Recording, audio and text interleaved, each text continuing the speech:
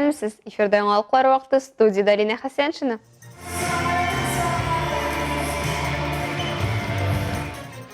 Үч меңгә якын яшәлмәтле өчен бүген соңгы кыңгырау шыңлады. Сегодня это у нас по Татарстану 5216 рублей 50 копеек. Аз кремле гаиләләр өчен яңа түләүләрне ничек алырга? Нефтчеләр ярдәме белән ай сайын концерт тыңлаячакбыз. Бүген меңгә якын әлмәтле 11-нче сыйныф укучысы өчен соңгы кыңгырау шыңлады. Чыгарылыш сыйныфы укучыларының моңсу да бер үк вакытта күңелле дә бәйрәмендә без дә булып кайттык. Меняйтесь, развивайтесь и не останавливайтесь. Если вы не бежите на тренировку, значит вы бежите к врачу. Соңгы кыңгырау ул 11 еллык мәктәп тормышына студент елларына алып баручы күпер. Әлбәттә, мәктәп еллары дәресләр, сыйныфташлар һәм белем дөньясына алып баручы укытучылар белән истә кала. Икенче мәктәпнең чыгарылыш укучыларын район башлыгы Тимур Нугманов та тәбрикләде. Укучыларга уңышлар теләде, белем алуның мөһимлеге турында әйтте һәм укып бетергәч калабызга әйләнеп кайтырга чакырды. Ул район башкарма комитеты җитәкчесе Айдар Каюмовның да бу мәктәпне тәмамлаганын, белем алганнан соң туган ягына кайтуын билгеләп үтте. Предстоящие у вас 5-6 лет, они будут ключевыми в формировании вас как личности и как специалиста. Көч ясавырлык җитмәгән чакта сиздермичә ярдәм иткән киңәшләр, белем һәм тәрбия биргән укытучыларга, мәктәп еллары дәвамында янәшә булган кешеләргә укучыларның рәхмәт сүзләре яңгырый. Бүген бик дулкынландыргыч көн. Чөнки без бүген 11 ел буе укыткан укучыларыбызны зур тормышка озатабыз. Biz аларны 11 ел элек 1-нче сыйныфка бәләкәй балалар килеш кабул иттек. Укырга, санарга, уйларга өйрәттек. Чөнки безнең мәктәп һәрбер баланы зур кеше булырдай ихтияр кеше тәрбияли, зур белемнәр бирә һәм кешелек сыйфатлары тәрбияли. Калабызның 2-нче номерлы мәктәбен бетергән кешеләр арасында Татарстан Республикасы Дәүләт Советы рәисе Фәрит Мөхәммәтшин, Татнефть компаниясе генераль директоры урынбасары Ринат Ныгайбәков, Ознакай районы башлыгы Марсель Шайдуллин һәм башкалар бар. Кем белә, бәлки бүгенге чыгарылыш сыйныф укучылары да республика күләмендә танылган кешеләр булыр. Районыбызның иң зур мәктәбе булган 25-нче мәктәп инде 8-нче соңгы кыңгырау бәйрәмен уздыра. Бүген үзенең 51-11-нче сыйныф укучысын зур юлга озата. Выпускается сегодня больше 3000 выпускников, 3100 человек, 970 11-классников, алиментов. Акбантлар тагып балаларны мәктәпкә озатып җибәргәннәрен әти-әниләр бүгенгедәй хәтерли. 11 ел бер көн кебек узды да китте, диялар. Балаларыбыз исән-имин генә үзләренең имтиханнарын яхшы билгеләргә тәмамласыннар. Аннан соң барысы да исән-имин генә теләгән уку йортларына барып керсеннәр. Үзләре теләгән һөнәрләрне алсыннар һәм бу тормышта үзләренең дөрес урыннарын тапсыннар. Балаларыбызга киләчәктә уңышлар, саулык, сәламәтлек. Мәктәп дәресләре артта калды. Алда чыгарылыш сыйныф укучыларын җаваплы һәм мөһим бердәм дәүләт имтиханы көтә. Иртәгә илебез буенча география, рус әдәбияты һәм химия фәннәреннән сынау тотачаклар. Казалось, вроде бы недавно только они пришли в школу, переступили порог, а сегодня они уже готовы выпуститься из стен нашей школы. Күптән түгел генә алар килгән иде. Инде мәктәбебездән чыгарга да әзерләр. Алда әле имтиханнар, дулкынландыргыч вакыт. Барысына да уңышлар, зур нәтиҗәләр, уку йортын, һөнәрне дөрес сайлауларын телибез. Больших результатов, успехов, сделать правильный выбор вуза, профессия.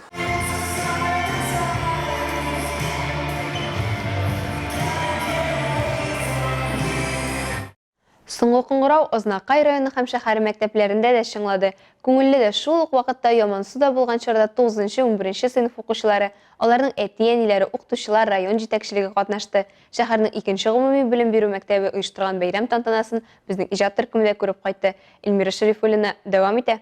Шәһәрнең 2-нче мәктәбеннән быел барысы 33 укучы чыгарыла. Шуларның 14 кызлар, 19 малайлар. Мәктәп еллары һәр кешенең тормышында иң кадерле, иң истәлекле, иң бәхетле еллар булып истә кала.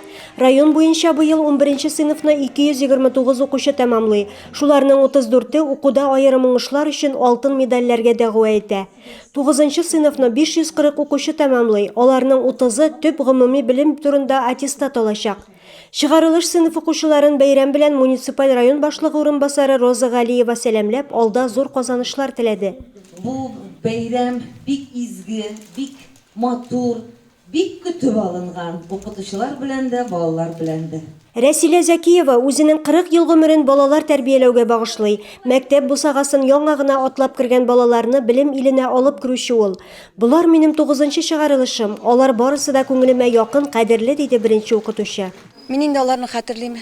Кичкенә генә ак пантиклы кызлар, кичкенә малайлар булып парта арасына килеп утырганнар. 30га якын укучы иде алар.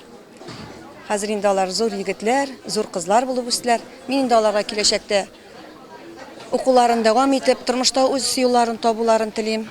Яхшы кешеләр булсыннар, үзләре теләгән профессияны сайлап, исән-сау укып чыксыннар. Бүгенге кичәдә зур дулкынлану кичереп, балаларына ак юллар теләүчеләр әлбәттә әтиәниләр. Күп уңышлар, әйбәт кенә уку йортларына керсеннәр, сәламәт булсыннар. Без бик шат, шундый матур көнне бергә бөтенебез дә җыелдык. Менә әтиәниләр, балалар. Рәхмәт бик зур укытучыларга.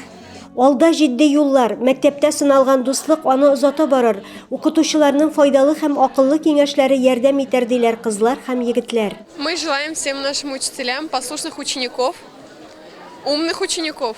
Я желаю учителям всего самого наилучшего. Спасибо огромное всем родителям и учителям. Я желаю удачи всем 11-классникам с экзаменами, чтобы все было хорошо. Будьте счастливы и здоровы. Вы справитесь. Барлык уй-хыяллар һәм омтылышлар чынга ашсын. Хәерле сәгатьтә. Илмира Шәрифуллина, Рамил Исламов, Рөстәм Акбаров. Яңалыклар вакыты Луч Әлмәт телекомпаниясе. Татарстанның 25 меңнән артык гаиләсе түбән керемле гаиләләр өчен билгеләнгән яңа түләүләрне алган. Бу хакта Россия Пенсия фондының Татарстан буенча бүлеге хәбәр итә. Президент йөкләмәсе буенча керемнәре аз булган гаиләләр өчен яңа түләүне 8-17 яшьлек 25 мең татарстанлының ата-аналары алган. Аларның 8,5 меңнән артыгы күпбалалы статусына ия. Шулай итеп, гаиләләргә 625 миллион сумнан артык акча түләнгән инде. Аз керемле гаиләләрдә тәрбияләнүче 8-17 яшьлек балалар өчен түләү билгеләнү өчен берничә шарт үтәлергә тиеш. Беренчедән, гаиләнең җан башына уртача кереме төбәктә яшәү минимумыннан кимрәк булуы шарт. Моннан тыш, гаиләнең милке билгеләнгән таләпләрдән артмаган, ата-ананың расланган кереме яки аның булмавының нигезле сәбәбе бар. Гаиләнең мохтаҗлыгы комплекслы бәяләү нәтиҗәләре буенча билгеләнә. Яңа түләү күләме дә ата-аналар кеременә бәйле. Ул Татарстанда бала яшәү минимумының 50-75 яки 100% тәшкил итәргә мөмкин. В случае назначения ежемесячной выплаты в размере 50% от прожиточного минимума на ребенка, сегодня это у нас по Татарстану 5216 рублей 50 копеек. Гаиләнең аз керемле икәне расланса, без 8-17 яшьлек һәр балага Татарстанда билгеләнгән яшәү минимумының 50% күләмендә пособие билгелебез. Бүген ул 5216 сум 50 тиен тәшкил итә. Шул түләүне өстәп тә керем минимумнан артмаса, пособие күләме 75% тәшкил итәчәк. Әгәр дә аның белән дә тулмый икән, ул чакта пособие 100% күләмендә түләнәчәк. Бүген ул Татарстанда 10433 сум тәшкил итә. В размере 10 тысяч, в размере 100%. То есть 10 433 на сегодняшний день. Кагыйдәләр буенча түләү өчен гаризалар 30 эш көненә кадәр каралырга мөмкин. Карар турындагы мәгълүмат гариза бирүченең шәхси кабинетына киләчәк. Түләү хуплаган очракта акча гариза бирүче хисабына 5 эш көне эчендә күчәчәк. Түләү өчен гаризаны Дәүләт хезмәтләре порталында, Россия Пенсия фонды һәм клиент офисларында бирергә мөмкин. Рәдифә Нагманова, яңалыклар вакыты, Луч Әлмәт телекомпаниясе.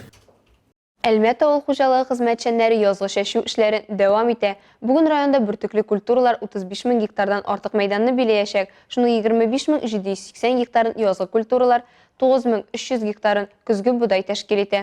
Аларның торышы өметле күренә дип белгечләр. Техник культуралар 17200 гектардан артык мәйданда чәчеләчәк. Районның авыл хуҗалыгы һәм азык-төлек идарәсеннән алынган мәгълүматларга караганда, бүген 35400 гектар мәйданында чәчү эшләре башкарылган. Бу билгеләнелгән планның 73,2% тәшкил итә. Язгы будай 7700 гектарда, арпа 10335 гектарда чәчелгән, борчак чәчү тәмамланган. Ул 1612 гектарны били. Әмма бөртек өчен кукуруз һәм кара будай чәчү әле башландыгына. Шуның белән бергә әле техник һәм азык культураларын туфракка күмүдә дәвам итә. Идарә начальнигы Фәнис Шәрәфиев сүзләренә караганда, Кишүшә Такарликов исемендәге хуҗалыклар чәчү компаниясының лидерлары булып тора.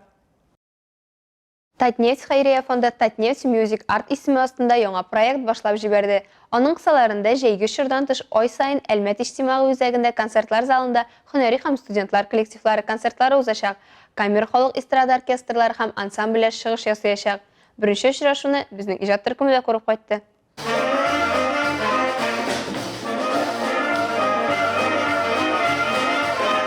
Бу оркестр тавышыннан башка бер генә шәһәр шарасы да, парктагы бер генә ял көне дә үтми торгандыр. Аларның инде һәркем таный. Кызыл камзулдагы музыкантларның кулларында флейталар, турбалар, саксофоннар, тромбоннар, тубалар һәм башка күп кенә тонлы музыка уен кораллары. Әлмәт музыка көллиятының сәнгать җитәкчесе һәм дирижер Максим Деренко җитәкчелегендәге эстрада джаз оркестры шулай итеп яңа проектны ачып җибәрде.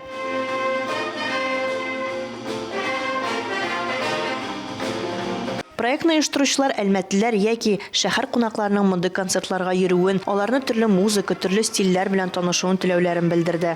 Часть билетов мы передаем в образовательные учреждения, чтобы наша... Билетларның бер өлешен мәгариф учреждениеларына тапшырабыз. Яшьләребез һәм үсеп килүче буын үзләренең ялларын файдалы итеп үткәрсен иде. Икенче өлешен Әлмәт иҗтимагый үзәгенең мәгълүмати өстәленә тапшырабыз. Теләге булган һәр кеше бирегә килеп, башлай чакыру билеты ала һәм безнең концертларга килә ала. Чтобы каждый, кто хочет приобщиться к искусству, мог подойти сюда и получить бесплатно пригласительный и посетить наши концерты. Концерт программасында эстрада джаз юнәлешендәге инструменталь һәм вокаль әсәрләр, популяр джаз стандартыннан алып эстрада джаз стилендәге заманча композициялар эшкәртүгә кадәр яңгырады.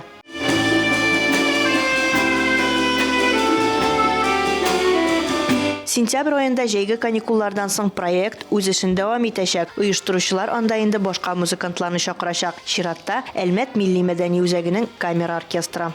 Олия Байрамалова, Милена Валиева, Дамир Курбанов, яңалыклар вакыты, Луч Әлмәт телекомпаниясе. Мәктәптә уку елы ахырына якынлашкан кебек спортта да уку сезоны тәмамлана. Калабызның Дельфин бассейнда шул уңайдан Юные Надежды турниры узды. Әлмәт Йөзү федерациясының 5 еллыгына багышлап үткәрелгән ярышлар 2 көн барды. Әлеге турнир күпләр өчен аллар яки спорт мастер кандидаты разрядын үтәү мөмкинлеге булып тора. Регламент соревнований у нас сегодня 200 кроль. Это 7-8 годы. Ярышның регламенты 2007-2008 елгы спортчылар кроль стилендә 200, ә 2009-2012 елгы йөзүчеләр төрле стильдә 100 метр араны узды. Турнир барлыгы 300-дән артык катнашучыны җыйды. Казан, Яршалы, Түбән Кама, Бөгелмә, Әлмәт, Зәй, Кама аланы Алабуга шәп турнир чыкты. Довольно-таки мощный получился турнир. Бу сезгә җиткерәсе соңгы мәгълүматыбыз иде. Мин Лина Хәсәншина һәм монтаж операторы Олия Байрамалова сезнең белән сау булашабыз. Исән-имин булыгыз.